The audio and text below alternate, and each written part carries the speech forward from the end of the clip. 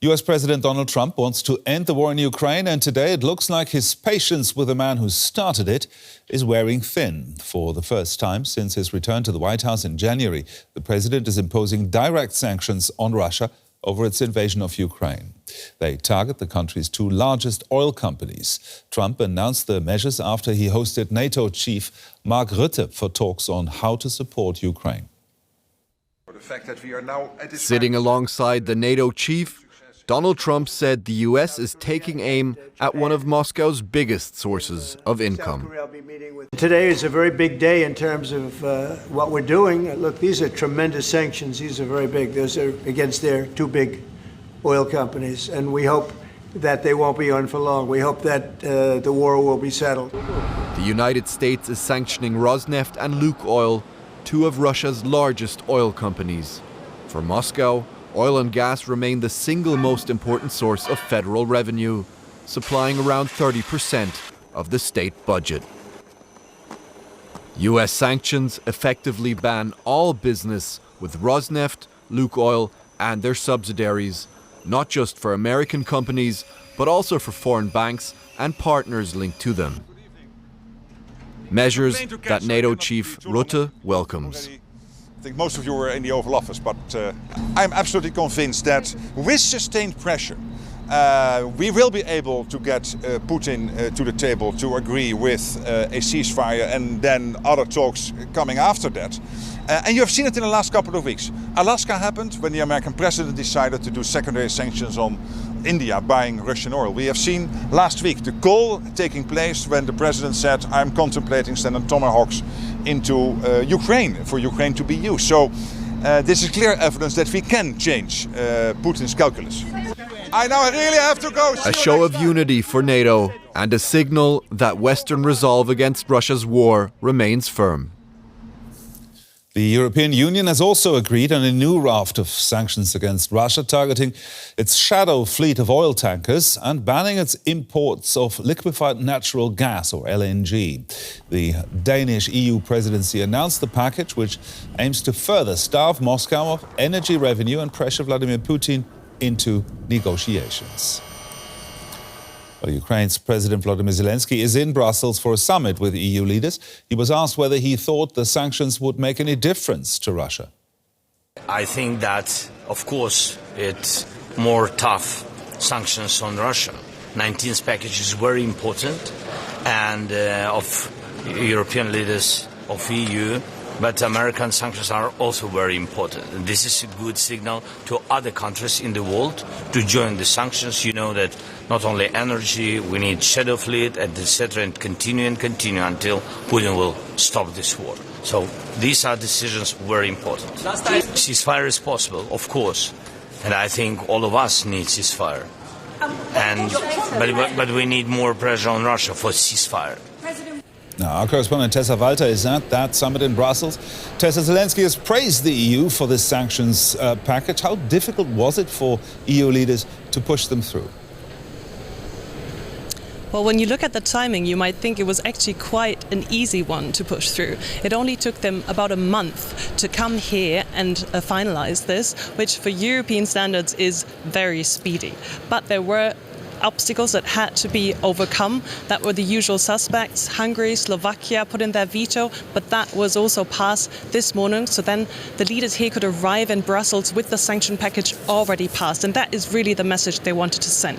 We are here. We are ready to continue the fight. We are standing behind Ukraine. And I can tell you the atmosphere here is about big smiles, hugs. EU Council President came onto the red carpet with Zelensky together, giving him the pat on the back, really saying as well, we are going to stand here behind you. It is important to us. And remember, the last few weeks have been difficult for Ukraine President Zelensky. So really here, this is the message, we are behind you. Okay, apart from the message, the EU also wants to help Ukraine with fresh money. What's supposed to happen with these millions or billions of euros? Absolutely. Frankly, Europe is running out of money on how to support Ukraine. The economy is in a difficult situation here in Europe, and one way out are the Russian frozen assets that are held in Belgian bank accounts.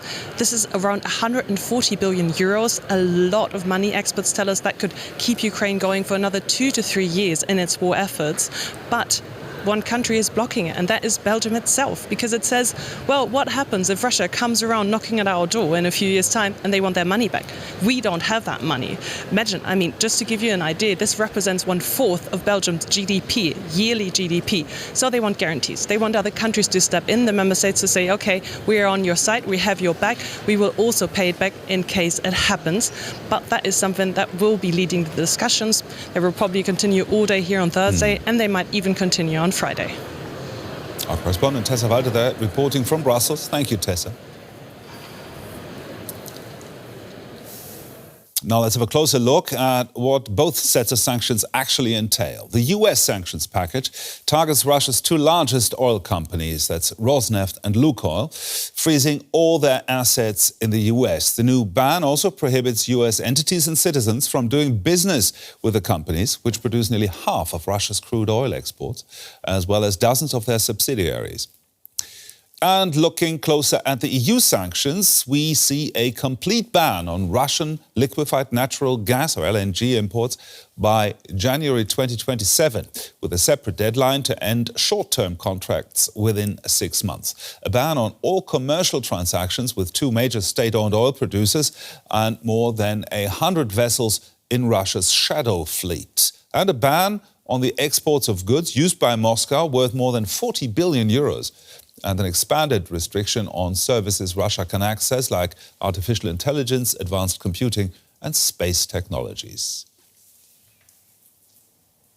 Well, for more on this, let's go to Benjamin Hilgenstock. He's a senior economist at the Kyiv School of Economics, focusing on international sanctions on Russia and their impact on the Russian economy. He joins me now from Helsinki. Now, how effective do you think these latest sanctions from both the US and the EU will be? I think we need to distinguish here between the EU's 19th sanctions package and the measures that the US Treasury Department announced just yesterday. As far as the EU package is concerned, it's very encouraging that the EU has agreed to accelerate the exit from Russian LNG, as you described. I think fundamentally in Europe, we should not support Russia's war effort, war of aggression against Ukraine, with a single euro, and this makes this happen earlier than originally intended. As for the US measures, these could have a quite substantial impact on Russian export earnings, but also budget revenues from oil, and thereby Russia's ability to fund the war of aggression against Ukraine. However, how effective, we will have to wait and see to an extent, because the devil is very much in the details. Now, Russia has found ways to get around sanctions in the past. What options do they have this time?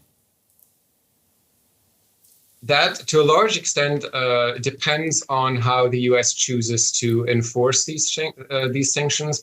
For instance, ultimately, this is about influencing decision-making by those entities buying Russian oil. And these are oil companies in China, in India, to an extent in Turkey. And what this package that the US Treasury Department announced yesterday does is it is essentially threatening banks in third countries that continue to be involved in this trade with Russian oil to be cut off from the US financial system and the US dollar. Which means that companies buying Russian oil could find it very difficult to find a bank to conduct the transaction.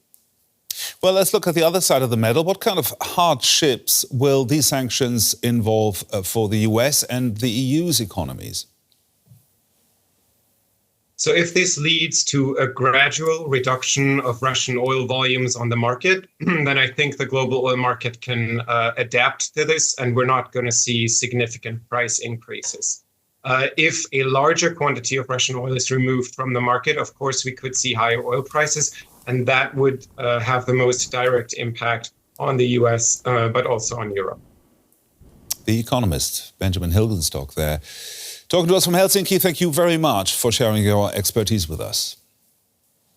My pleasure. Thank you very much.